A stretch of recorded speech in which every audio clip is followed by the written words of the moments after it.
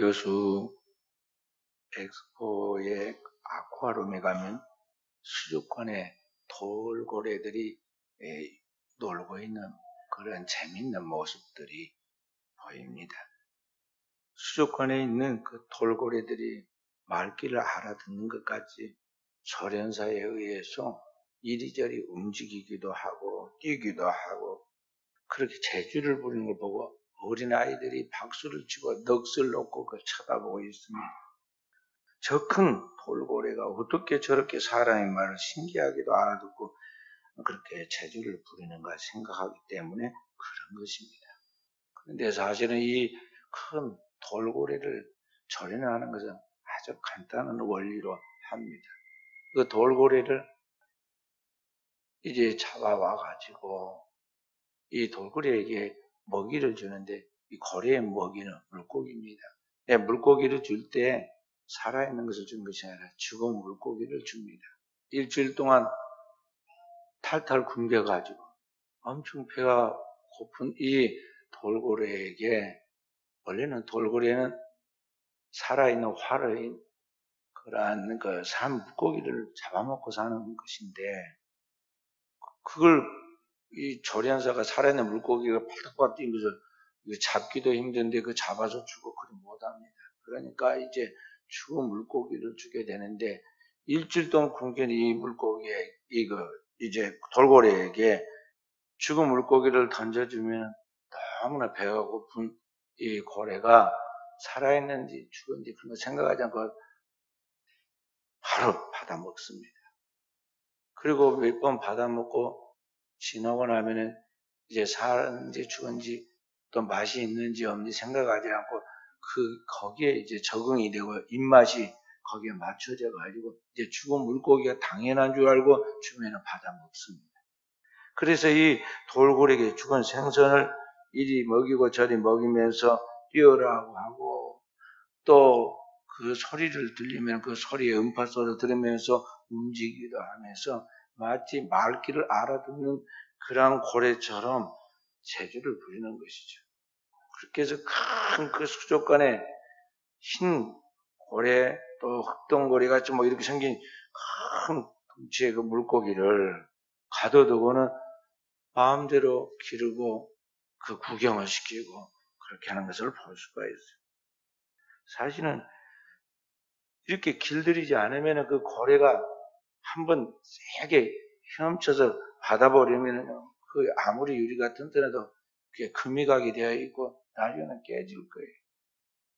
그런데 그 고래가 한번 그렇게 죽은 물고기에 길들여지고 쉽게 먹이를 받아먹는 것이 이제 익숙해지니까 그게 당연한 줄 알고 그렇게 평생 바다로 나가지 않고 거기에 살고 있다는 거죠. 고래의 야성을 잃어버린 것입니다. 오늘날 우리가 살고 있는 이 세상에서 우리들의 신앙도 마찬가지입니다. 마귀는 오늘 이 세상에 있는 우리들을 길들이려고 합니다. 우리 안에 본래 하나님께서 하나님의 백성 그리스도인으로서 하나님의 자녀다운 그런 권세를 주시고 이 땅 모든 만물을 다스리고 정복하고 이 땅에 하나님의 영광을 나타내는 권세 있는 삶을 살가도록 우리에게 하나님의 영권과 모든 권한을 주었지만 오늘 우리는 어느덧 이 세상 눈에 보이는 이 물질과 이 생존해 가는 그런 생활에 대한 것들에 대한 근심과 염려 때문에 세상 속에 파묻혀가지고 그리스도인의 그 본래 주신 하나님의 그 영성, 그 야성을 잃어버리고 이 세상에 썩어지고 없어질 양식을 얻기 위하여 삶의 우선순위가 뒤바뀌는 길들여진 삶을 살아가고 있다는 것이죠. 그러다 보니까 평생을 살면서도 수족관을 벗어나지 못하는 그 고래처럼 오늘 우리의 삶이 그와 같이 개미 또는 다람쥐 쳇바퀴 돌듯이 도는 삶을 살다가 어느 날 보니까 거울에 내 얼굴이 주름살이 가득하고요, 흰머리가 가득하고 어느 날 이제 뭔가 제대로 좀 살아볼까 했더니 환갑이다 그러고 손자가 생기고 이제 새로운 차원에서 자기의 인생을 어떻게 살 것인가에 대하여 생각하지 않으면 당겨오는 것을 바라볼 수가 있습니다. 성경이 기록되어 있는 신약 성경 기독교 초창기 시대의 교회는, 초대교회는 당대 세계를 지배하고 있는 강력한 나라인 로마에 의해서 온갖 핍박과 환란을 당했습니다. 당대 로마는 세계가 지배하고 있었고, 세계는 로마에서 주어지는 그 권력으로 평화가 온다고 해서 팍스 로마나, 로마의 평화를 외치면서 그들의 문화를 꽃피우고 자랑하였습니다. 그리고 그러한 문화에 새로운 세력이 등장했는데, 그 기독교인들이 기독교 문화를 등장시켜서 그들에게 위협을 합니다. 쉽게 생각하고, 초대교회 시절에 로마의 기독교 박해자들, 로마의 황제가, 아주 악랄한 황제들이 10명이 차례차례 기독교를 말살시키려고 박해했습니다. 그런데 그런 엄청난 세계적인 권력이 위협했음에도 불구하고 초대교회는 로마의 권력을 뚫고 그 권력을 잠재우고 결국에는 로마를 기독교 국가로 바꿔버립니다. 300년 만에 기독교를 국교로 공인하는 이 로마가 이제 로마에 의해서 기독교가 전 세계로 확산되어 나가는 그런 전도의 역할을 그렇게 감당하는 그런 통로가 된 것을 볼 수가 있어요. 그렇게 된 것은 무엇이냐면은 초대교회 성도들이 자신의 목숨을 다 희생시키면서까지 순교적 신앙으로 기독교 신앙이 무엇인가에 대한 기독교 신앙의 정체성, 기독교인들의 그 신앙의 특성을 보여주었다는 것이죠. 교회가 총과 칼과 권력으로 지키는 것이 아님에도 불구하고 교회 공동체를 그 큰 제국이 이기지를 못하였습니다. 초대교회는 복음의 확실한 신앙을 가지고 여러 다양한 민족들을 하나로 통합해서 함께 살아갔습니다. 가진 자와 가지지 못한 자의 그러한 갈등 속에서도 교회는 가난한 자와 소외된 자를 돌보고 헌신함으로 함께 살아가는 법을 가르칩니다. 반드시 자신이 당한 일에 대해서는 복수하게 되어 있는데, 기독교인들은 자기에게 원수를 이렇게 맺게 만들었던 그런 사람들에 대하여 보복하지 아니하고 용서하게 되고 사랑으로 그들을 포용하게 되었습니다. 당대는 여자와 어린아이들을 학대하고 살해하고 그런 무서운 일들을 많이 행했는데, 기독교인들은 여자도 사람으로, 그리고 어린아이들도 다 하나님의 백성으로 귀히 여기고 사랑하고 돌봤습니다.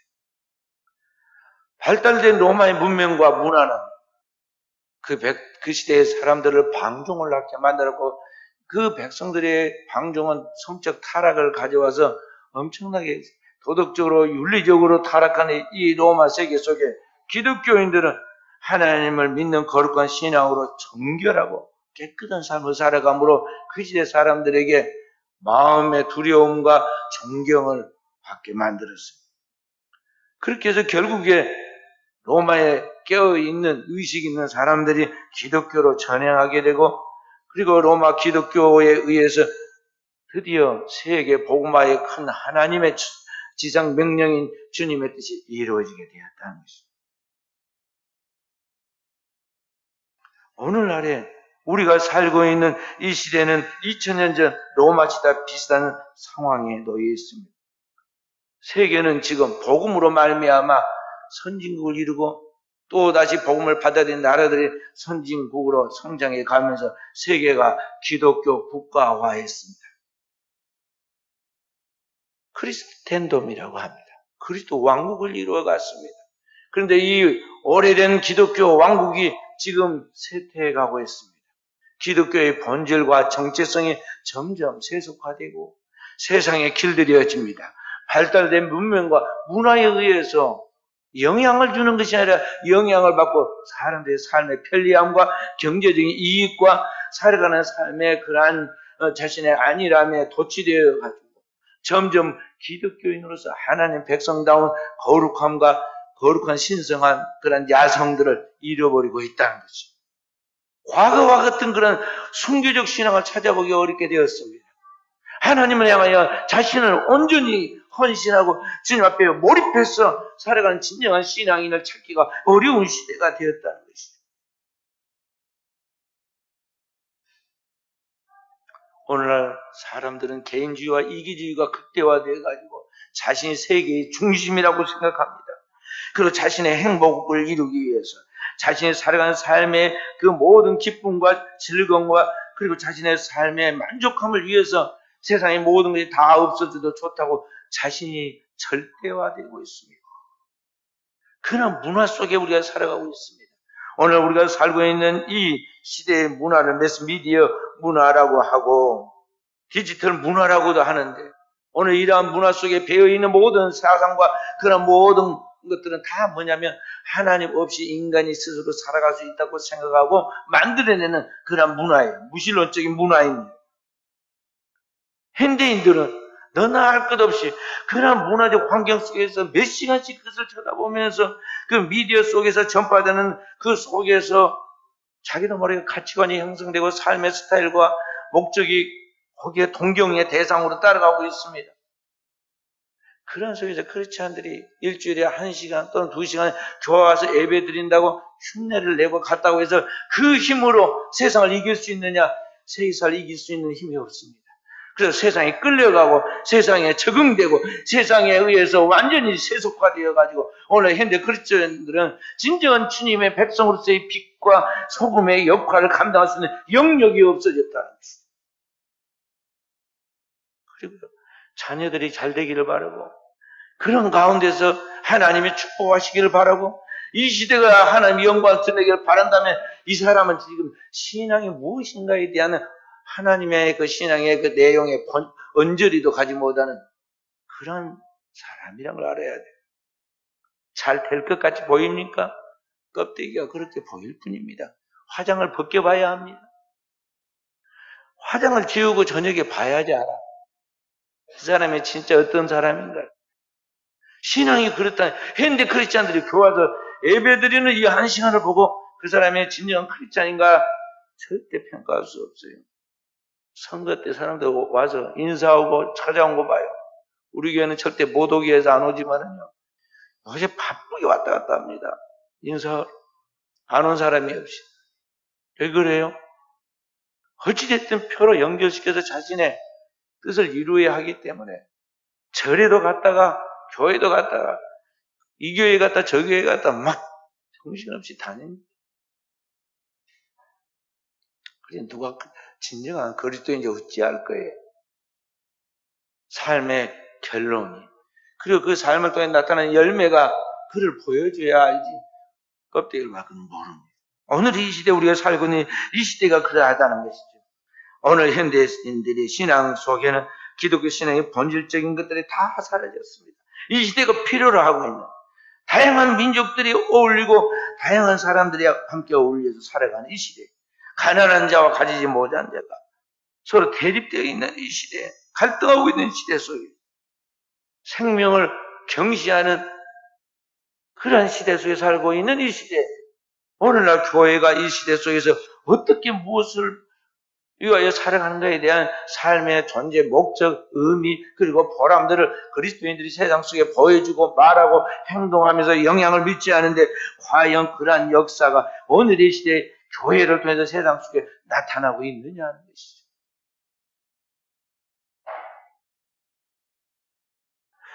그래서 오늘을 살아가는 우리 사랑 귀한 성도 여러분, 여러분과 제가 주님의 백성으로서 하나님의 영광을 위하여 살아가는 그 본질적인 삶을 잘 성공시켜 나가도록 하기 위해서는 어떻게 하는가에 대하여 성경이 오늘 가르치는 그 말씀 속에서 하나님의 답을 찾고 나아가도록 해야겠습니다.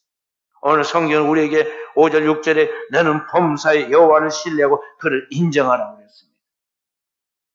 그리고 네 명철을 의지하지 말고 스스로 자신을 지혜롭게 여기지 말고 너는 여호와를 신뢰하고 여호와를 경외하며 이 세상으로부터 오는 모든 그것들 그 악에서 떠나라고 그랬습니다. 이것이 오늘을 살아가는 그리스도인들이 자신을 지키고 세상 속에서 그리스도의 선한 영향력을 나타낼 수 있는 길인 것입니다. 그것도 범사에 그렇게 하라고 그랬습니다. 오늘날 인간이 넘어지고 타락하고 실패하는 그 원인이 수없이 많이 나오지만 성경 그 근원이 딱 하나라고 그랬습니다. 그건 뭐냐면 그를 창조하신 하나님을 떠났기 때문에 하나님의 그 뜻과 법을 따라 살지 않고 인간의 생각, 곧 자기의 생각을 따라 살았기 때문에 그 결과 오늘 우리의 삶이 실패했다고 가르쳐주고 있습니다. 인간은 다른 동물과 달리 하나님의 형상과 모양으로 지어진 영적 존재이고 그렇기 때문에 하나님이 주신 그 영적인 생명을 가지고 살아가야 하는데 그 신적인 힘과 지혜를 가지고 신성한 존재인 인간이 하나님을 떠나서 인간의 생각, 곧 마귀의 생각을 쫓아서 살아감으로 결국에는 그 결과 타락하고 그 결과 우리의 삶이 실패하게 됐다는 것이죠. 타락한 인간은 껍데기는 하나님의 형상과 모양이 남아있는 것같이 보입니다. 형상이라는 것은 이미지 오브 갓, 하나님의 내적인 이미지입니다. 그러니까 하나님다운 영성, 하나님과 같은 그러한 생각하는 힘, 하나님과 같은 인격, 하나님과 같은 모든 내적인 것을 담는 거예요. 그리고 여기 모양이라는 것은 하나님과 같은 외양도 닮았다는 거죠. 인간은 모든 생명체 중에 유일하게 하나님의 모양, 외양을 닮은 존재예요. 그래서 인간을 함부로 대해서는 안 되는 거예요. 그런데 타락한 인간은 외형은 아직 하나님의 그런 모양을 담고 있지만은 내면이 다 파괴되어가지고 붕괴되어서 하나님의 형상을 잃어버린 것입니다. 그렇기 때문에 인간은 태어나면서부터 죄로 말미암아 그 하나님의 형상이 파괴됐기 때문에 내 안에 결핍된 요소가 끊임없이 이제 나오는 겁니다. 타락한 인간은 하나님의 형상이 파괴되고 하나님의 지혜가 소멸되고 이제 우리의 육체적인 특성, 본래적인 육체의 특성만 남아서 자라게 되는데 거기에 수많은 결핍이 따릅니다. 태어나면서부터 다른 동물과 다른 생물학적으로 볼 때 다른 고등동물과 다른 결핍된 모습으로 태어난다는 것이죠. 그래서 인간이 만약에 동물이라면 동물의 왕국에서 우리가 살아가기에는 적합한 신체 구조가 아닙니다. 그래서 우리 몸뚱이를 봐봐요. 동물처럼 서로 잡아먹고 이렇게 하는 동물도 잡아먹잖아요. 우리 잡아먹기 좋은 신체 구조를 가졌나요? 코뿔소처럼 뿔이 달렸나요? 아니면 사자처럼 막 날카로운 이빨과 턱을 가졌나요?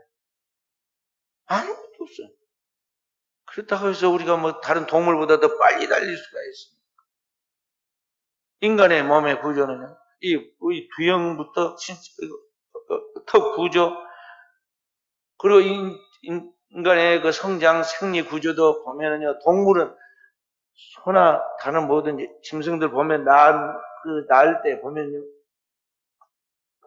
낳는 것은 똑같이 인간처럼 힘들게 낳습니다, 어미가. 그런데 낳고 조금 있으면요, 이 동물은 지 몸으로 움직입니다.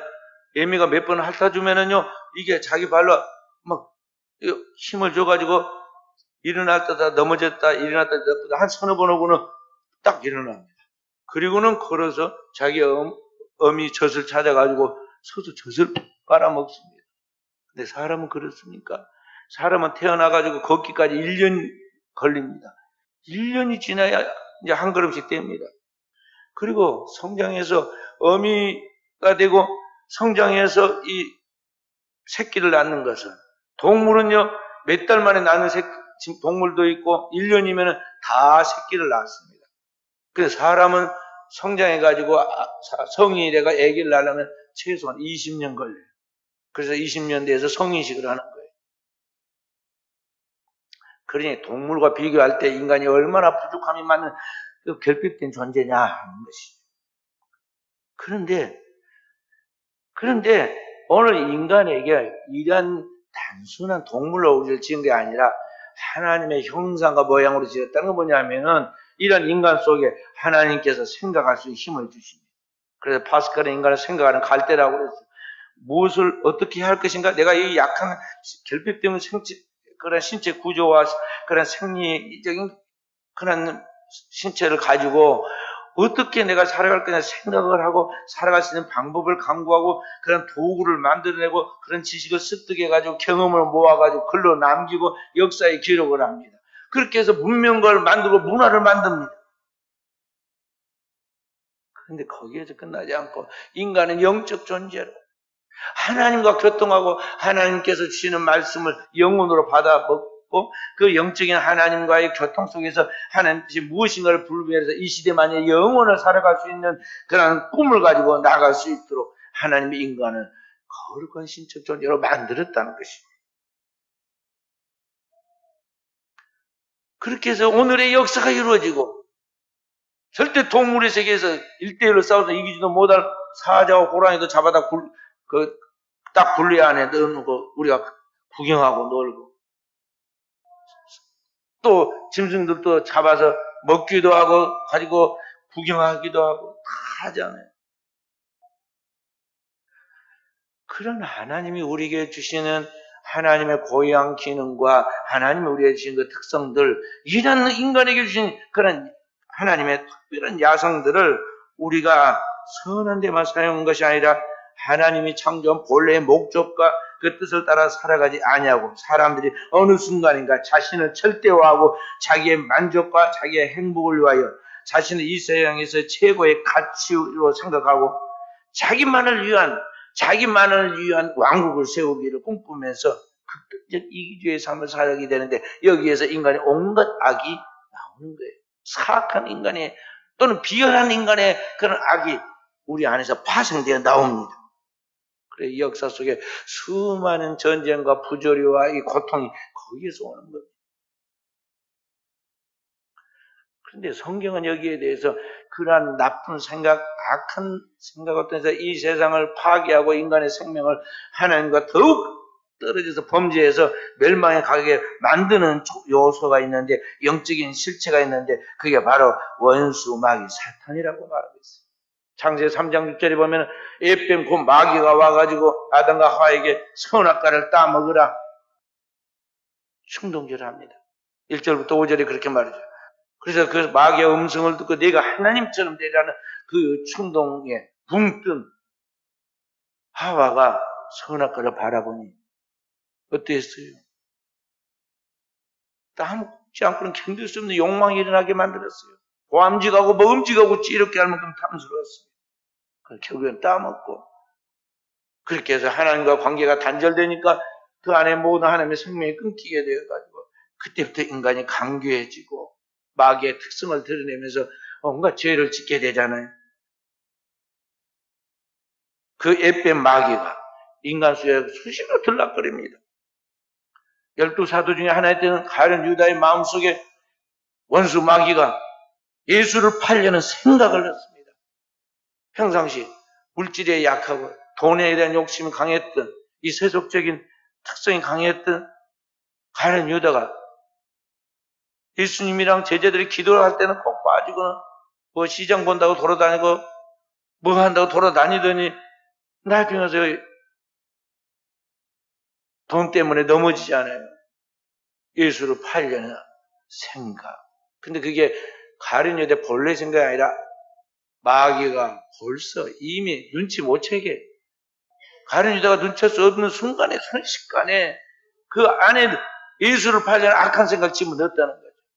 그로 인해서 자신의 운명이 파멸로 갈 뿐만 아니라 그리스도 예수를 십자가에 죽게 하고 많은 영혼들이 고통을 주는 그런 결과를 가져오게 된 것이죠.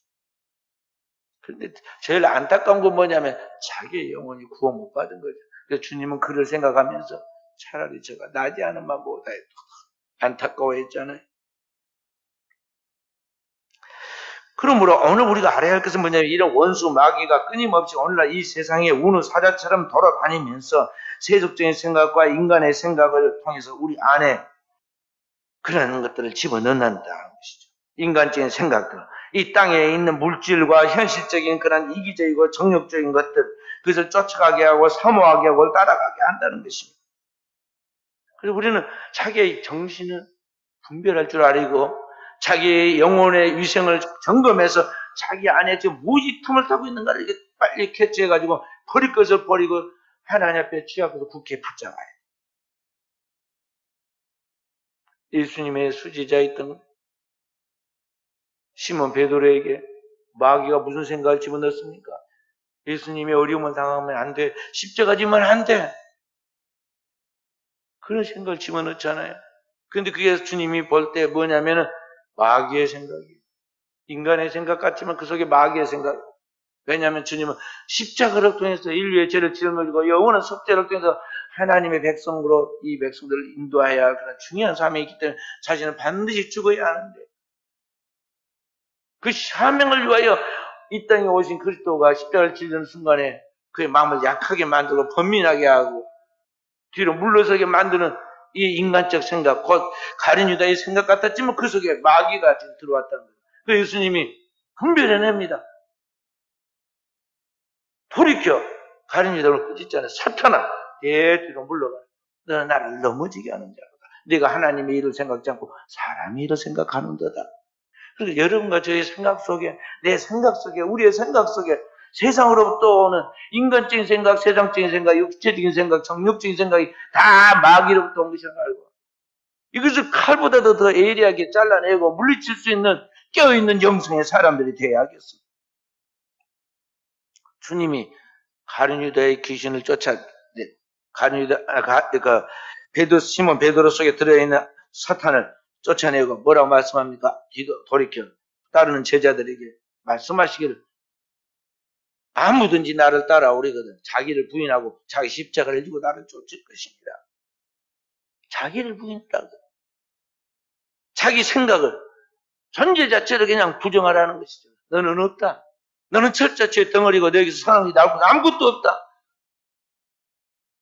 자기를 부인하고 자기 십자가를 지고 그냥 단지 생각만 부정하려 완전히 십자가에 너는 죽었다고 분명하게 간주하고 살아있는 것에 조금 더 있어서는 안 된다. 너는 죽은 자다. 주님 앞에 이미 죽은 자다. 그리스도 함께 십자가에 못 박힌 자다. 분명히 그렇게 간주하라는 거죠. 그리고 나를 쫓을 것이니라. 그 말이 오늘 말씀하신 너는 범사의 그를 신뢰하라. 범사의 그를 인정하라. 전심으로 여호와를 경외하라. 그런 말이에요. 주의 뜻이 무엇인지, 하나님의 뜻이 무엇인지, 오늘을 살아가는 삶 속에서 하나님이 나에게 약속하는 그 약속이 무엇인지, 그런 내가 무엇을 위해 오늘을 살고 나가야 하는지에 대한 분명한 정체성을 찾고 그것을 위하여 오늘을 살아가고 있는가 자기를 점검하고 그렇게 살도록 자기 자신의 삶을 다짐하고 결단하고 몰아가라는 것이죠. 할렐루야. 그래야 우리가 넘어지지 않고 이 세상에서 마귀의 밥이 되지 않고 끝까지 하나님이 약속한 땅 가나안에 들어갈 수가 있게 되는 것입니다. 오늘 이 말씀을 누가 했느냐 하면 솔로몬이 했습니다. 솔로몬이 그 아버지 때문에 왕이 되고 왕이 돼서 가만히 생각해 보니까요. 내 아버지는 대단한 믿음의 사람이 용사라 나를 이렇게 통일시켜서 왕국을 만들었지만 나는 그 아버지 덕분에 바로 왕이 되었기 때문에 아는 것도 없고 경험도 없고 부족한 투성인데 내같이 약한 사람이 어떻게 이 나라를 통치할까 두려움이 가득했습니다. 그래서 왕이 된 다음에 첫 번째 한 것이 뭐냐면 그 아버지가 하신 걸 그대로 따라서 제 본대로 합니다. 그래서 기본 산당에서 일천번제를 하나님 앞에 기도하면서 하나님 앞에 기도했습니다. 번제로 드리면서 하나님 나는 어리고 처리받지 못하는 어린아이 같은데 어떻게 이 많은 백성들을 다스리고 나가겠습니까? 종에게 지혜로운 마음을 주시고 이 백성을 잘 감당할 수 있도록 해주십시오 하고 역대하 1장에 그렇게 기도를 합니다. 그랬더니 하나님 그에게 축복을 해주시죠. 어떤 축복을 주십니까? 엄청난 축복을 주는데 그 첫 번째가 뭐냐면 지혜. 하나님의 지혜를 주십니다. 그리고 나머지는 그냥 덤으로 주십니다. 한번 읽어봅니다. 역대하 1장. 역대하 1장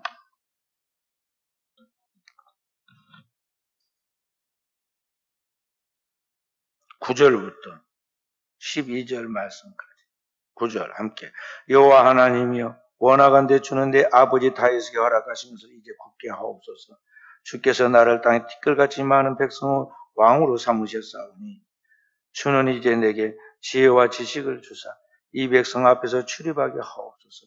이렇게 많은 주의 백성을 누가 등이 재판하리까 하니 하나님이 솔로몬에게 이르시되 이런 마음이 내게 있어 부나 재물이나 영광이나 원수의 생명만 일하기를 구하지 아니하며 장수도 구하지 아니하고 오직 내가 내게 다스리게 한 내 백성을 재판하기 위하여 지혜와 지식을 구하였으니 그러므로 내가 내게 지혜와 지식을 주고 부와 재물과 영광도 주리니 내 전에 왕들도 이런 일이 없었거니와 내 후에도 이런 일이 없으리라 하시니라. 아멘. 엄청난 축복을 받았어요. 그래서 솔로몬이 그 하나님 주신 지혜를 가지고 이제 첫 번째로 한 것이 뭐냐면은 그 아버지가 그렇게 소원했던 대로 이 하나님의 성전을 건축하는 것입니다. 그 아버지가 전쟁하여서 벌어들인 그 목숨을 걸고 벌어들인 그 돈으로 성전 건축헌금을 했는데 그 건축헌금 드린 돈과 백성들이 또 함께 동참해서 헌금한 돈들 다 모으고 건축은 충분히 모아놓고 그 다음에 설계도까지 성령에 감동해서 다시 다 그려놨습니다. 그러나 피 묻은 전쟁하여 피 묻은 손으로 성전을 건축하면 안 된다. 그래서 이 솔로몬에게 부탁하는데 솔로몬은 하나님의 지혜를 받았으니까 그 아버지 주신 재산과 또 아버지 준 그 설계도를 따라서 지혜롭게 잘 성전을 건축했는데 7년에 걸쳐서 완벽한 성전을 건축해냅니다. 백향목과 황금으로 성전을 짓고 자신감을 가진 그가 이번에는 13년에 걸쳐서 그 백성들을 다스리고 이제 그 백성들의 모든 미래를 준비해 나갈 수 있는 왕궁을 세웠는데 그렇게 해서 이스라엘 나라의 그런 번영과 함께 이 솔로몬의 지혜와 그의 그 안정된 그 풍요한 모습들이 주변의 나라들에게 그 소리가 퍼져나가게 되었어요. 사람이 힘 있는 사람이 모여들라고 합니다. 그리고 가까이 하려고 하잖아요. 고대 세계에는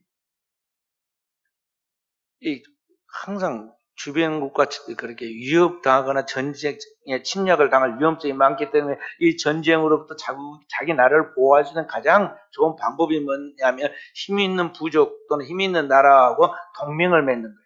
우리나라가 지금 한미 동맹을 맺고 나가듯이 이 동맹을 맺는 것인데 고대의 동맹의 가장 안정된 동맹이 뭐냐면요. 이 혈연 관계를 통해서 부족이 동맹을 맺는 거예요. 그래서 이 왕이 또 저 다른 부족의 왕과 딸을 시집 보내거나 아들을 장가 보내가지고 사돈 관계를 맺어가지고 한 일가가 되므로 그 서로가 어려울 때 돕게 되고 함께 이렇게 보호를 받도록 하는 거죠. 근데 소문에 너무나 좋은 소문이 나고 똑똑하다고 확인까지 다 한 여기 이스라엘의 솔로몬 젊은 왕에 대해서는 매력이 너무 넘쳤어요. 그 주변에 있는 나라 부족들의 모든 나라들 이 나라와 사돈관계를 맺기를 희망하고 딸을 시집 보냈는데 무려 그 숫자가 성경에 보니까 1,000명이라고 했어요. 본부인이 몇 명, 첩이 몇 명 해가지고 1,000명이야. 그러니까 그 주변에서 얼마나 많은 하여간 그 시대에 아주 나라라는 또는 부족이라고 좀 힘 있는 사람들은 다 그렇게 관계를 이렇게 맺은 거죠. 근데 솔로몬이 영리한 사람이라 생각을 해보니까요. 나라를 튼튼하게 만드는 방법은 그 시대에 동맹관계를 그렇게 맺는데 일부러 그렇게 동맹을 맺기도 힘든데 자동으로 이렇게 연결돼가지고 동맹을 맺자고 하니까 그렇게 하면 나라가 튼튼해지겠다는 인간의 생각, 자기의 생각이 딱 떠올랐어요. 그래서 그것을 허락을 했는데 그렇게 해서 결혼한 이방 결혼의 여인들의 숫자가 1,000명이 있다 이 말이에요. 그래 나라가 얼마나 잘 되겠어요? 겉으로 보기에는 얼마나 왕성하고 얼마나 부유하고 그 나라가 1,000년 동안 튼튼한 반석에 서 있을 것까지 보이잖아요. 그런데 결국에 이것이 이스라엘 나라를 망하게 되는 원인이 되었다는 것이죠. 자, 열왕기상 11장을 찾아 읽어봅니다. 열왕기상 531페이지 1절부터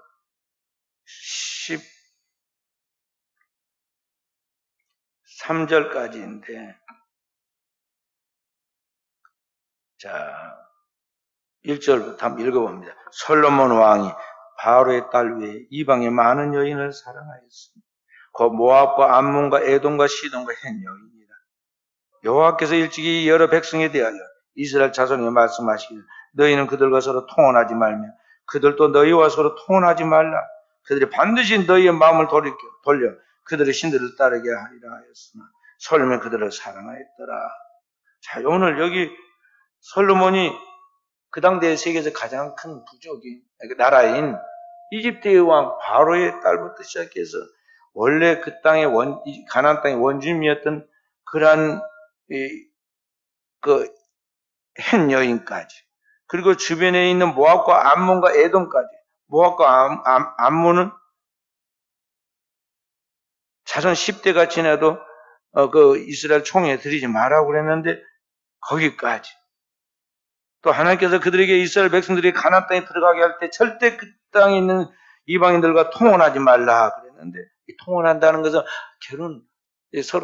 서로 결혼을 유지한다는 거예요. 그러니까 그렇게 하지 말라 그랬는데 결혼했어요. 그래서 3절에 보면 함께 왕은 후궁이 700명이요 첩이 300명이라. 그래 여기 왕비가 있고 본부인이 있고 거기 후궁이 있고 첩이 있어요. 그러니까 700명, 300명, 1000명이에요. 근데 문제는 그 여인들이 왕의 마음을 돌아서게 하였더라. 어디서 돌아서게 했느냐? 하나님으로부터 돌아서게 했다는 거죠. 4절. 솔로몬의 나이가 많을 때 그의 여인들이 그의 마음을 돌려 다른 신들을 따르게 하였으므로 왕의 마음에 그의 아버지 다윗의 마음과 같지 아니하여 그의 하나님 여호와 앞에서 온전하지 못하였으니 이는 시돈 사람의 여신 아스타롯을 따르고 암몬 사람의 가정한 밀거름을 따릅니다. 그리고 우상을 쫓았다는 거예요. 그리고 심지어는 여기 보면은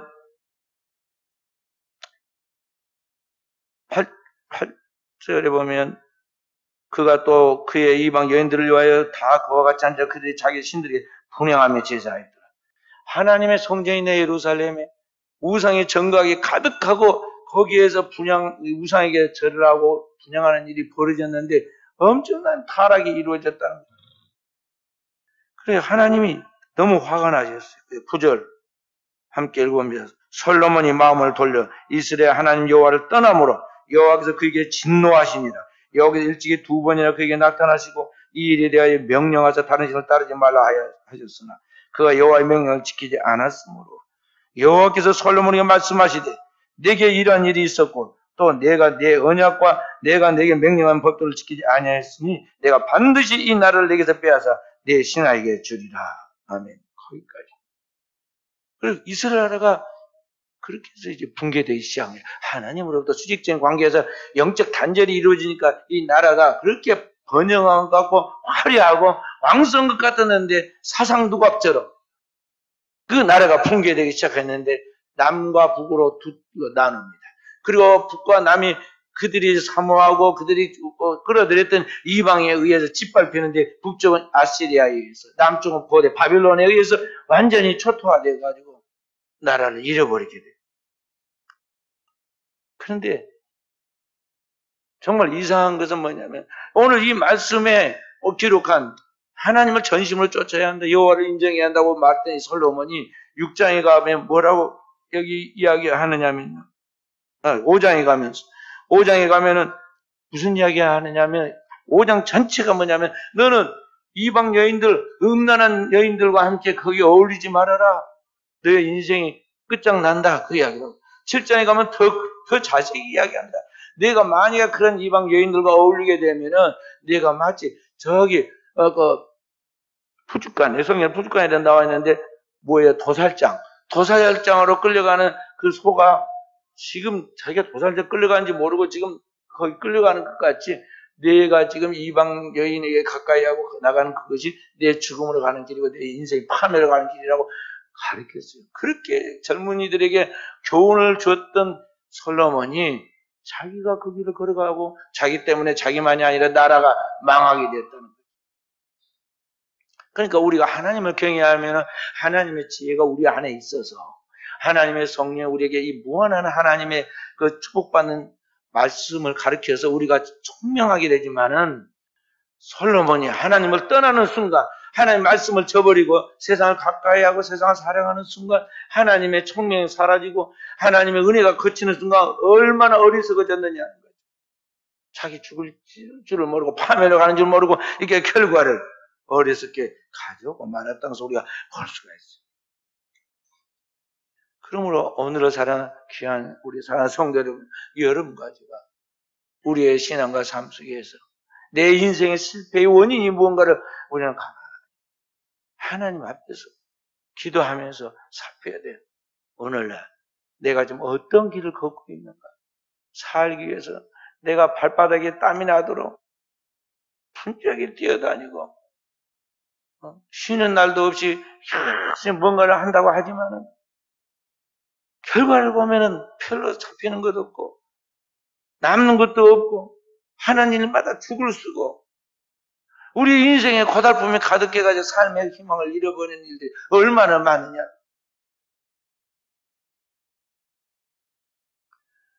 그래서 우리는 하나님 앞에 하나님의 지혜를 구해야 돼요.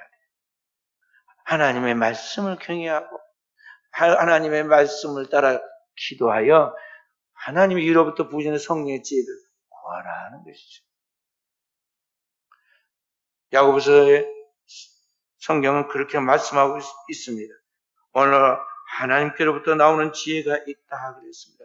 위로부터 난 지혜.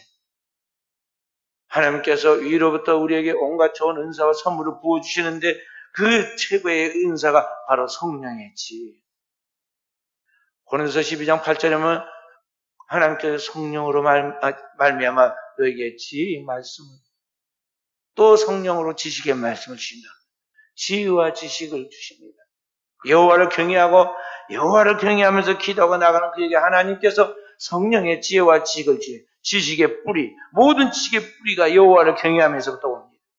그렇게 하는 가운데 그 지혜와 지식이 우리에게 주어지고 그 지혜를 따라서 그 말씀으로 살아갈 때 세상의 계산적, 인간적, 산술적 그라는 그 방법이 아니라 사람이 예측하지 못한, 나도 짐작하지 못한 하나님의 위로부터 주어지는 은총과 축복이 오늘 우리 당대뿐만 아니라 자손 만대에 따르게 된다는 걸 알아야 돼요.